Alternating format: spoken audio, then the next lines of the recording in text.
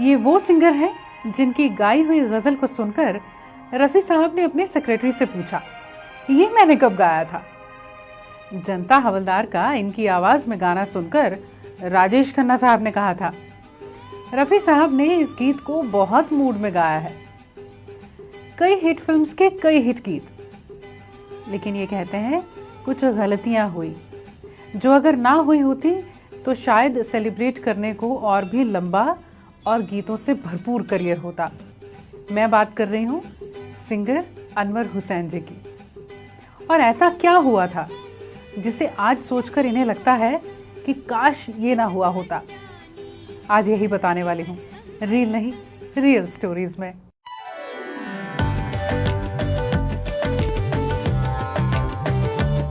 एक music director हुआ करते थे, कमल राजस्थानी। वो भी स्ट्रगल कर रहे थे। उन्होंने इन्हें सुना तो गाइड करने लगे, किस तरह गाना चाहिए, प्लेबैक सिंगिंग कैसे होती है। और फिर इन्हें एक फिल्म मिली, मेरे गरीब नवाज 1973 की, और इसमें एक गजल इन्हें मिली गाने को। हालांकि इन्होंने गीत दूसरा गाना था, रिहर्सल्स भी हो गई थी, लेकिन सारे स्टाफ को ये लगा कि ये गाना हीरो के लिए है, नए लड़के से गवाएंगे, पता नहीं कैसा होगा।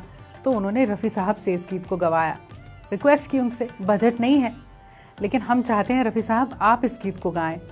अब रफ़ी साहब कहाँ मना किया करते थे, उन्होंने गा दिया।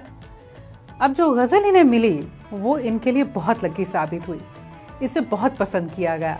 कसमें हम अपने जान के खाए चले गए। उम्र सिर्फ 20 साल की थी जब ये गजल गाई थी, और जब इस गजल की रिकॉर्डिंग हो गई और मिक्सिंग पर काम चल रहा था तो इत्तेफाक से रफ़ी साहब उसी स्टूडियो में थे। और इनकी आवाज़ सुनी तो अपने सेक्रेटरी ज़हीर साहब से पूछा, मैंने कब गाया था? तो उन्होंने बताया कि आपकी आवाज़ नहीं है, ये एक नया लड़का है अनवर, उसने गाया है। इसे पसंद किया गया, लेकिन आवाज़ रफ़ी साहब से मिलती थी तो कई लोगों ने कहा कि जब रफ़ी साहब हैं तो हम आपसे क्यों गवाएं। काम नहीं मिल रहा था। ये गए फिर महमूद साहब के पास, उन्हें यही गज़ल सुनाई। वो आवाज़ सुनकर खुश हुए, कहा कि रफ़ी भाई से आवाज़ मिलती है, मैं तुम्हें जनता हवलदार में गाने का मौका दूंगा। अभी तो कुंवारा बाप बना रहा हूँ। वक्त गुजरा और जनता हवलदार भी बनने लगी, और महमूद साहब ने अनवर साहब को मिलवाया राजेश रोशन से, जो इस फिल्म का म्यूजिक देने वाले थे। उन्होंने रिहर्सल शुरू कर दी। पहला गाना रिकॉर्ड हुआ, तेरी आँखों की चाहत में तो मैं सब कुछ लुटा दूंगा। गाने की रिकॉर्डिंग के बाद महमूद साहब ने इसे स्पूल पर ट्रांसफर किया और राजेश खन्ना साहब के पास लेकर गए, जहां वो किसी और फिल्म की शूटिंग कर रहे थे। महमूद साहब ने इन्हें गाना सुनाया बिना कुछ कहे। अनवर कहते हैं, गाना सुनकर राजेश खन्ना बोले, बड़े दिनों के बाद रफ़ी साहब ने बड़े मूड में गाया है। अब इंडस्ट्री में चर्चा होने लगी थी। यहाँ इनका दूसरा गाना रिकॉर्ड हुआ, हमसे कहाँ भूल हुई जो ये सजा हमको मिली। और ये गीत तो फिर इनके लिए माइलस्टोन था करियर का। और इसके बाद इंडस्ट्री से बड़े बड़े म्यूजिक डायरेक्टर्स के फ़ोन आने लगे। हालांकि काफ़ी वक्त तक ये गलतफहमी भी रही कि अनवर साहब रफ़ी साहब के बेटे हैं। कई मशहूर गाने हुए हैं इनके, वो फिर सोनी महिवाल का सोनी मेरी सोनी गीत हो, सोनी सोनी सोनी मेरी सोनी सोनी, और नहीं कुछ सोनी सोनी, रब से ज्यादा तेरा नाम लेता हूँ, मुझे माफ करे। मौसम मौसम लवली मौसम, थोड़ी सी बेवफाई का, मौसम मौसम लवली मौसम। इनकी कोलैबोरेशन मनमोहन देसाई साहब के साथ तब शुरू हुई जब फिल्म सुहाग के गीत रिकॉर्ड होने थे और रफ़ी साहब इंडिया में नहीं थे।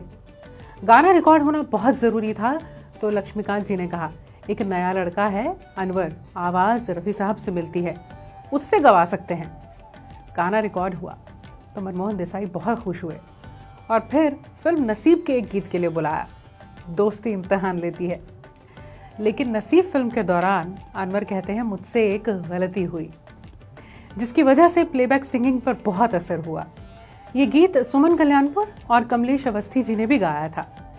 अनवर कहते हैं मैं 5,000 लेता था उस वक्त, मैंने 6,000 रुपये मांग लिए और इस बात का मनमोहन देसाई को बहुत बुरा लगा और उन्होंने फिल्म कूली में शब्बीर कुमार से गवाया।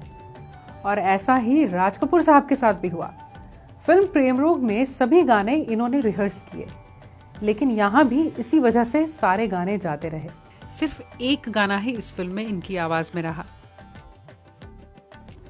और उस वक्त वर्ल्ड टूर्स इतने थे कि इंडस्ट्री में ये बात होने लगी कि अनवर तो यहाँ रहते ही नहीं हैं।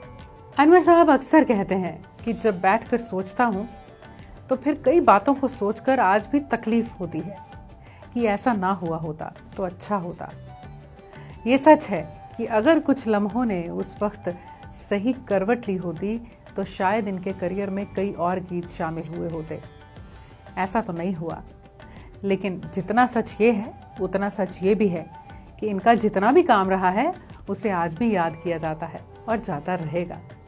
इनका करियर बेशक बहुत लंबा ना रहा हो, लेकिन इन्होंने जितने भी गीत गाए हैं वो यादगार हैं।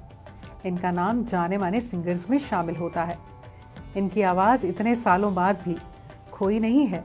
जैसे विधाता का मैं क्या जानूं तकदीर है क्या, मैं क्या जानूं, मैं आशिक हूँ तदबीरों का, हाथों की चंद लकीरों का।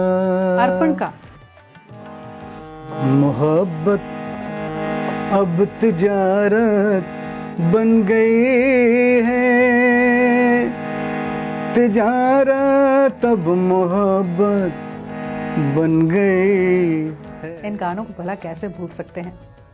अनवर साहब का आपका कौन सा फेवरेट गीत है उसे ज़रूर कमेंट्स में लिखिएगा।